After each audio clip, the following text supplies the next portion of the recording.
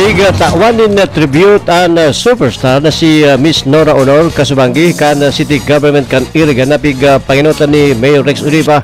kumo taong honra sa pagbayan na legacy kan national artist na sarong propyong Irigenya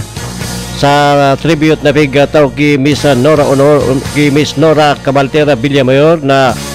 bistado asin bantog sa Nora Honor como national artist for films and broadcast arts. Piga sa lingoy ka mga taga Iriga asin ka na interong Bicol na piga bayan na legacy ka na sabi ng superstar na bistado sa interong Pilipinas asin sa interong Kinaban. Yaw mga sinasabing okasyon si Vice Mayor Edgel D. Maywat, mga opisyal kan syudad asin mga kababata, mga classmate kay ito ni Miss Nora Honor kan ini nagkaklase pa sa sarong eskwelahan digdi sa syudad kan Iriga. Mientras tanto sa katagod na bareta si Mayor Rex Oliva kan syudad ni Iriga ang kadakol na mga plano na gigibon katagod naman kan pagkataon ni honra ki Miss Nora Honor saron na digdi ang pagbugtak ni Nora Honor Museum asin an Nora Honor Road o an street sa Barangay San Francisco kung saan perming nagsininda kay tunin na tubig ang sabi ng superstars padang usman ang suporta ang pigtataw sa kan Noranians Foundation. O yan po mga tugang ang parte kan mga naging pahayag na yan ni Mayor Rex Oliva katapod kan mga magay na kaning plano bilang pagtaong honra sa pigbayan na legacy kan nagsusulong superstar kan Pilipinas asin nabisto sa enterong Kinaban si Miss Nora Honor. Bank of the Philippines na DBP dahil sa niko-construct man sa atubangan po kan na Iriga City PNP na 5-story mixed-use commercial building kaya temporarily na City Library Kimanay Flora sa na muna ama ICT building. But bagalang palanso ka namang proposal ka na kanatang ICHAT head kay Ma'am Nona dahil ito lapid had donated a worth 30 million para sa indigenous people multipurpose culture, heritage and arts building san po Barangay Ilian sa Tukintanan na plano ilipat na City Library. But with the latest information that we received na Anachesa is willing to donate a building na para maging na Iriga City Museum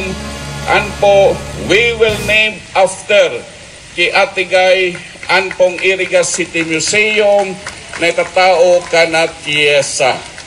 Dahil ka mga ginibuan kanat ni Atigay, ako po kasabihan na when we do to ourselves, when we die, dies with us. But what we do to others, when we die, remains. Kadakil ka na bagay, ka na buhay na were touched by Atigay. Noranians, lalong-lalo na, and as Irigeños also. Nakinsari, maski edad na si Atigay, her memories will live on, kaya dapat lang itauta anak tribute other than the road that will be naming after her and Anpong Iriga City Museum. Of course, we are planning kami ni Vice Mayor Edsel, akanatang city administrator si Attorney Wafi and the department heads were already consulted. Nakinsari ang appropriate na lugar where a statue po ni Nora Honor nalalawgan niya na buhay ngawan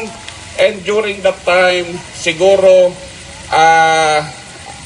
usad na kuwan po usad na sculpture acts na kuwan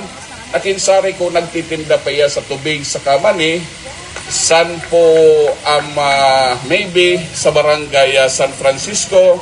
We will be consulting the barangay officials of San Francisco kanda kikap lalim matubis kinsari pwede an itugrok dahil karapat dapat sana naibutang ta sa tama and para lalong marabad man si Ate Guy, because the younger generations, our youth for today, are not aware of the life and the journey kay Ate Guy na nagtaong dakilang onra sa presteo sa mga taga-syudad ka na Iriga. And with this, having a space and a museum will be naming after her, kami kay Ma'am Nona, so really, usad na pagparamram, na nausad na igin, na nagkaisipan, makatabang sa kanyang pamilya. At the early age of 5, nagtitinda sa tubig, sa kasamani, para lamang agkumakatabang, and because of her dream, amuyan ang naging sekreto niya, and supported by her innate or inborn talent, amuyan ang naibinabutan niya, na nagdarang onra sa kapresteo, bagilang sa mga taga-syudad ka na Iriga, bagilang ka ng mga Bicolano, hindi sa enterong mga Filipino. Parte ka naging payag ni Mayor Rex Oliva ka na Iriga, katakudaman kan mga plano kani bilang pagtaong onra sa pigabayan na legacy kan one and only superstar kan Pilipinas, asin na si Miss Nora Honor na bistado man sa enterong kinaban huli sa kakaiba kaning talento.